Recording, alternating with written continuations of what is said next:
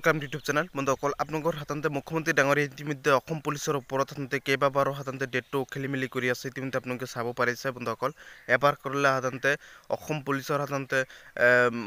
পৰীক্ষাটো সাধাৰণতে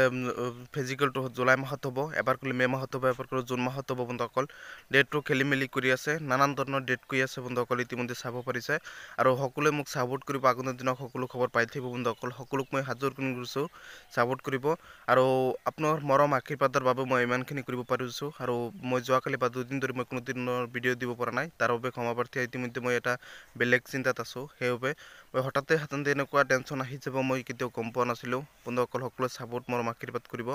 যাতে আগন্তুক দিনত সকলো খবৰ পাই থাকিব পৰা দায়িত্ব সকলো আপডেট দি মই প্ৰতিশ্ৰুতি দিছোঁ বন্ধুসকল ইতিমধ্যে মুখ্যমন্ত্ৰী ডাঙৰীয়াই যিটো ঘোষণা কৰিছে যে অসম পুলিচৰ ফিজিকেলটো সাধাৰণতে এবাৰ কৰিলে মে মাহত হ'ব এবাৰ কৰিলে জুন মাহত হ'ব এবাৰ জুলাই মাহত হ'ব জুলাই মাহৰ আগতে কমপ্লিট হৈ যাব এনেকৈ যিটো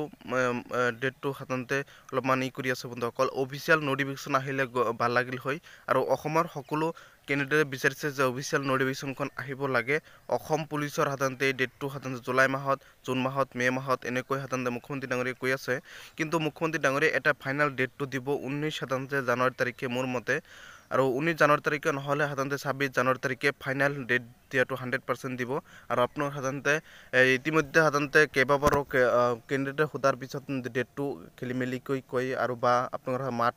মাহ হিচাপত কৈ দিয়ে বা মে মাহত হ'ব বা জুলাই মাহত হ'ব বা জুন মাহত হ'ব 100% জুন জুলাই মাহতে হ'ব মোটামুটি সাধাৰণতে জুন মাহত নহ'লেও আপোনাৰ জুন মাহতে হোৱাৰ সম্ভাৱনা আছে যদি কিবা কাৰণে নহয় বা এদিন কাৰ্ড আহে বা আপোনাৰ সাধাৰণতে ফিল্ডসমূহ ঠিক কৰিবলগীয়া হয় তেতিয়াহ'লে জুলাই মাহত 100% হোৱাটো খাটাং কিন্তু মই এটা কথা ভাবি আছোঁ জুন জুলাই মাহতে যদি কিবা কাৰণে বানপানী হৈ যায় তেনেহ'লে কিন্তু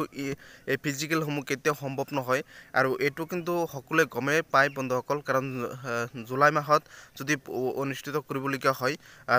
জুলাই মাহৰ আগতে কমপ্লিট হ'লে আপোনালোকৰ সাধাৰণতে সকলো ভালকৈ অনুষ্ঠিত হৈ যাব যদি সাধাৰণতে জুলাই মাহতে সাধাৰণতে কমপ্লিট কৰিবলগীয়া হয় জুলাই আগষ্ট মাহতে কিন্তু বানপানী আহি যায় অসমত সকলোৱে গমেই পায় প্ৰত্যেকখন জিলাতে বানপানী হয় আৰু বানপানীৰ বাবে এই ফিজিকেলসমূহ বা আপোনাৰ পৰীক্ষাসমূহ কেতিয়াও পাতিব নোৱাৰে আৰু যিকোনো পৰীক্ষাই হৈছে আপোনালোকৰ সাধাৰণতে আৰু যোৱা বছৰ যিটো 26,441টা পোষ্ট আছিল বন্ধুসকল সেইবোৰ পৰীক্ষা কিন্তু আগৰ ছেপ্টেম্বৰ মাহতে পাতিছে কাৰণ প্ৰত্যেকখন সাধাৰণতে জিলাতে বানপানী হয় মোটামুটি সাধাৰণতে এটা দুটা জিলা বাদ দি প্ৰত্যেকখন জিলাতে হয় বানপানী সেইবাবে কৈছোঁ এই অসম চৰকাৰৰ সাধাৰণতে এই জুন মাহত বা মে মাহতে পাতিব লাগিব কিন্তু সকলো অনুৰোধ জনাব লাগিব আৰু SLRC অফিচিয়েল ছাইটতে হওক বা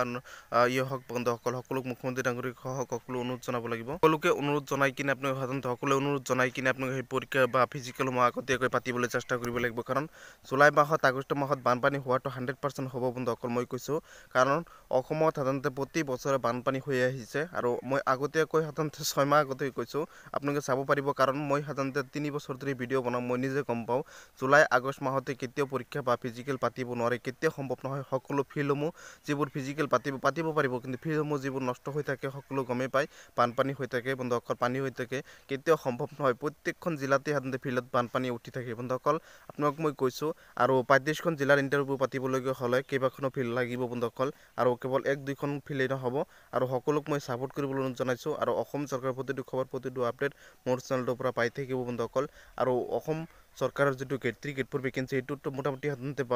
অনুষ্ঠিত হ'ব আগৰ ছেপ্টেম্বৰ মাহতে তাৰ আগতে কিন্তু সম্ভৱ নহয় সকলোৱে ছাপোৰ্ট মৰম আশীৰ্বাদ বিচাৰিছোঁ আৰু মোৰ চেনেলটো সকলোৱে ছাবস্ক্ৰাইব কৰি দিব আৰু সকলোক মই ভিডিঅ'টো শ্বেয়াৰ কৰিবলৈ অনুৰোধ জনাইছোঁ যাতে সকলোৱে গম পায় আৰু সকলোক মই ছাপোৰ্ট কৰিবলৈ অনুৰোধ জনালোঁ বন্ধুসকল সকলো ছাবস্ক্ৰাইব ছাপোৰ্ট মৰম আশীৰ্বাদ জনাব আৰু সকলো ভিডিঅ'টো শ্বেয়াৰ কৰিবলৈ অনুৰোধ জনালোঁ ধন্যবাদ ছাপোৰ্ট কৰিব আগন্তুক দিনত সকলো খবৰ সকলো আপডেট মোৰ চেনেলটোৰ পৰা পাই থাকিব আৰু গেট 3 গেট 4 ভেকেঞ্চিৰ সকলো আপডেট মোৰ চেনেলটোৰ পৰা পাব মই অনুৰোধ জনাই দিওঁ সকলোৱে ছাপোৰ্ট মৰম আশীৰ্বাদ